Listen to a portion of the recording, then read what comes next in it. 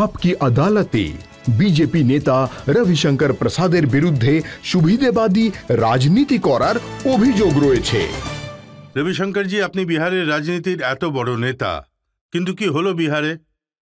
আপনি বলেছিলেন যে নীতিশ কুমারের জন্য আমাদের দরজা বন্ধ, কিন্তু আপনি দরজা বন্ধ করার পর খিল লাগাতে ভুলে গেলেন আর নীতিশ বাবু হাজির। দেখুন, এই প্রশ্নগুলো করার সম্পূর্ণ অধিকার আপনার আছে। আপনি ঠিকই বলেছেন। উনি বলেছিলেন আমি কোনোদিনও যাব না। উনি বলেছিলেন মৃত্যুবরণ করব, কিন্তু ওনার সাথে যাব না। নীতিশবাবু ব্যক্তিগতভাবে সৎ ব্যক্তি, পরিষ্কার করছি, ব্যক্তিগত সৎ ব্যক্তি উনি। বুঝলাম লালুবাবুর বাড়িতে 5টি গেট খোলা ছিল। বুঝতে পারছেন আপনারা? একটি দরজা, মেয়ের একটা দরজা, বড় ছেলের একটা দরজা, স্ত্রীর একটা দরজা, ছোট ছেলের একটা দরজা। সে কিছুই করতে পারছিল না। তার স্বাস্থ্যের অবনতি ঘটে এবং সে ভেতর থেকে ভেঙে পড়ে একদম। তাই আমিও বলছি যে আপনি হাঁটতে পারবেন না। তাই আমরা বললাম যে আগে জানতেন না নাকি? বললেন উনি বলেছিলেন, কিন্তু এখন বলুন, লালুবাবু চারা ঘোটালাতে 4টি মামলায় জেলে গেছেন, জানেন তো এটা সবাই। তবুও জমি দাও, চাকরি নাও, এটা রেলওয়ের কেলেঙ্কারি।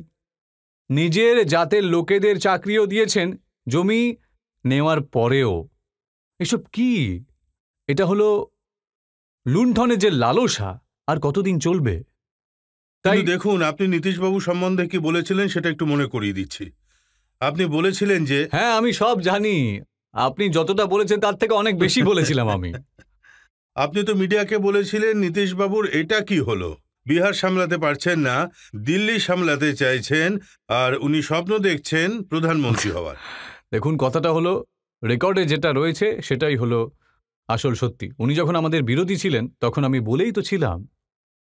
কিন্তু আমাকে একটা কথা বলুন তো, উনি ছেড়ে কেন চলে গেলেন? উনি মমতা ম্যাডামকে সঙ্গে নিয়ে এসেছিলেন, উনি রাহুল গান্ধীর সঙ্গেও দেখা করতে গেলেন, মহারাষ্ট্রে যেখানে দেখা করতে গিয়েছিলেন সবাইকে সংগঠিত করলেন, এবং নীতিশকে সংগঠিত করার পরে উনি নীতিশকে বললেন, নীতিশ তুই সাইড হয়ে যা, বাকি নেতৃত্ব আমি করব। তখন ওনার মনে হয়েছিল যে এটা ওনার যা মনে হওয়ার হয়েছিল, কিন্তু প্রশান্ত কিশোর যে কথা বলেছিলেন, তিনি বলেছিলেন মোদিজি মনে করেছিলেন যে যদি এই ইন্ডিয়া জোট ভাঙতে হয় তবে প্রথমে নীতিশ কুমারকে ঘুরিয়ে দিন। মোদিবাবুর কি কোনো সমর্থন দরকার রয়েছে? এখানে পাবলিক বসে আছে, জিজ্ঞাসা করুন। বুঝতে পেরেছেন তো? কিন্তু মোদিবাবু এত বড় নেতা, তাই তারা সেখানে যা বলেছিলেন তা হলো ইন্ডিয়া জোটের ঐক্য শক্ত একটা, তারা বলতেন না, আমি নিজের চোখে দেখেছি, সবই সামনে সামনে চলে এসেছে। এমনকি আমি শুনলাম আপনার আসার আগে মহারাষ্ট্র নাকি ধ্বংসের পথে ছিল একদম। আমি আসার পথেই খবরটা পেলাম।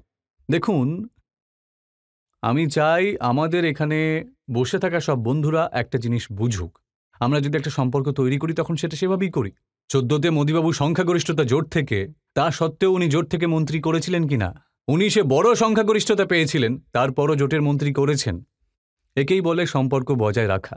এই সম্পর্ক কখন তৈরি হয়, কখনো সম্পর্ক অবনতি হয়, কখনো সম্পর্ক ভেঙে যায়, তা আমরা জানতেই পারি না। আর এরা চলেছে দেশকে সামলাতে। তেজস্বী যাদব বলছেন যে চাচা তো খবরই দেননি, না জানিয়ে চুপচাপ পাল্টি মারলেন, একবার বলতে তো পারতেন। এখন দেখুন, তেজস্বী যাদব বয়সে কম, তাই আমি আমার লেভেলটা একটু বজায় রাখি। এখন তার এবং তার বাবা এবং তার কাকার মধ্যে যে কথোপকথন হয়েছিল সে সম্পর্কে আমরা কি জানি। কিন্তু আমি আপনাকে একটা বড় কথা বলতে চাই রজতবাবু, এখন এই যে কারসাজির রাজনীতির অবসান ঘটছে, তো এখন পারফরমেন্সের রাজনীতি এসে গেছে। এখন দেশবাসীর প্রত্যাশা বেড়ে গেছে, আপনি যে নীতি অনুসরণ করেছেন তা অনুসরণ করুন। নীতি, উদ্দেশ্য এবং নেতাদের একটি ভালো সরকার তৈরি করো। ভালো কাজ করলে আশীর্বাদ পাবেই পাবে, না করলে তো বের করে দেওয়া হবে। এটা নিয়ে বেশি কারসাজি করবেন না, এটা একটি ভালো জিনিস, দেশে হওয়া উচিত। তো আপনি বলছেন তেজস্বীর কথায় আপনি কিছু বলবেন না, তিনি ছোট তাই, কিন্তু তার বিরুদ্ধে মামলা দায়ের করতে তো পিছিয়ে নেই আপনি। এখন আমাকে উত্তেজিত করছেন কেন? তার বয়স কত? কত সম্পত্তি আছে তার কাছে? একবার দেখান না আমাকে, সবই চার্জশিটে রয়েছে। এটা কোথা থেকে এলো ভাই? কিন্তু ও তো বলছে যখন আমার দাড়ি ওঠেনি তখন থেকে আমি সম্পত্তি পেয়েছি। এটা কিভাবে সম্ভব? আমিও দেশের একজন ছোট আইনজীবী, তাই না?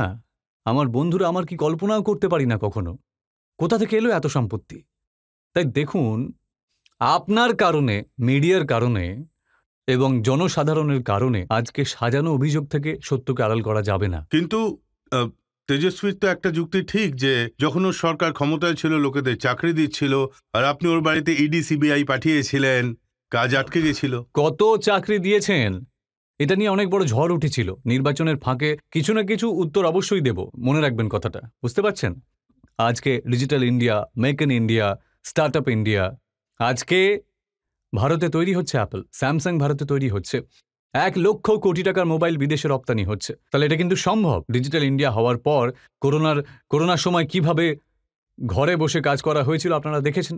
আপনি বাড়ি থেকে পড়াশোনা পর্যন্ত করেছেন, বা আদালতে শুনানিও বাড়ি থেকে হয়েছিল। আপনি যদি কাজ করতে পারেন তাহলে করা উচিত, আপনারাও করুন। সেটা না করে আপনারা অযথা গালাগালি দেবেন, সমালোচনা করে বেড়াবেন, কিভাবে চলবে এরকম? না, উনি তো মানুষকে জিজ্ঞেস করেন যে যদি অসুস্থ হও তাহলে তুমি কি রাম মন্দির যাবে। যদি দেখুন, একদম ঠিক কথা বলেছেন আপনি, খুব ভালো কথা বলেছেন। রাম মন্দিরে যাবেন না, রামের নাম নেবে। কিন্তু আয়ুষ্মান ভারত হলো 5 লক্ষ টাকা মূল্যের একটি জনঔষধি কেন্দ্র আছে, আপনার ওষুধ সস্তা হয়ে গেছে। ভারতে মেড ইন ইন্ডিয়া যে ভ্যাকসিন আছে, যা মানুষ বিনামূল্যে পেয়ে যাচ্ছে। আজ আমি এই মানুষদের একটি প্রশ্ন জিজ্ঞাসা করছি, আপনাদেরকে টিকা দেওয়া হয়েছিল তো? হ্যাঁ হ্যাঁ। আপনি কিভাবে জানতে পেরেছিলেন আপনি প্রথম ডোজ কবে আর কোথায় পাবেন? মনে আছে আপনাদের? আপনার মোবাইলে, তাই না? আমি মোদিজির নির্দেশে এই সমস্ত কাজ দেখছিলাম বাকিদের সাথে সঙ্গে করে নিয়ে। দেশে 220 কোটি ডোজ দেওয়া হয়েছিল, আপনার মোবাইলে খবর পেয়েছিলেন আপনারা। এই কাজটা হতে পারে তো? ভারতেই তো হয়েছে। এটাই তো ডিজিটাল ইন্ডিয়া। মানে আপনার কাছে তথ্য এবং সবকিছুর সম্পূর্ণ অ্যাক্সেস রয়েছে। দেখুন ভাই, সৎভাবে কাজ করলে কিন্তু ওর তো আরেকটা প্রশ্ন আছে, যদি খিদে পায় তাহলে মন্দিরে গিয়ে কি হবে?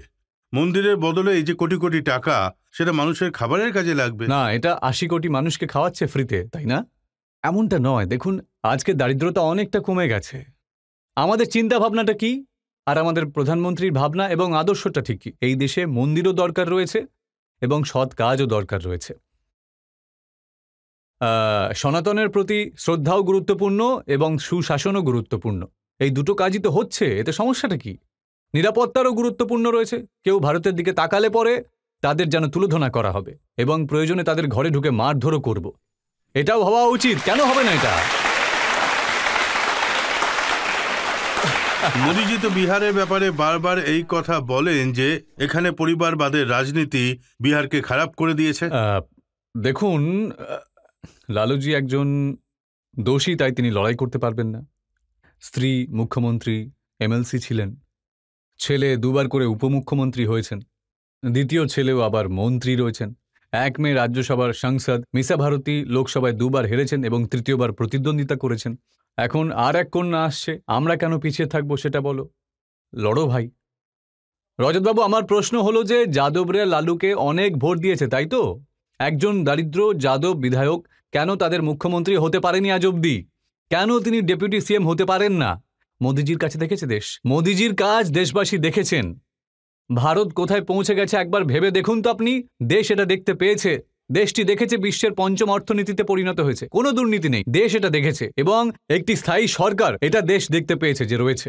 এরপর উপকারিতা কি হয়েছে তাও দেখেছে। একজন বড় কংগ্রেসের নেতা আমাকে বলেছিলেন যে তিনি তো হয়ে গেছেন প্রধানমন্ত্রী, 10 বছর হয়ে গেছে, এবার একটু বিশ্রাম নিন। 12 বছর মুখ্যমন্ত্রী, 10 বছরের জন্য প্রধানমন্ত্রী, 1 দিনের জন্য ছুটি নয়। 1 দিনের মানে হলো 1 দিনও ছুটি নয়।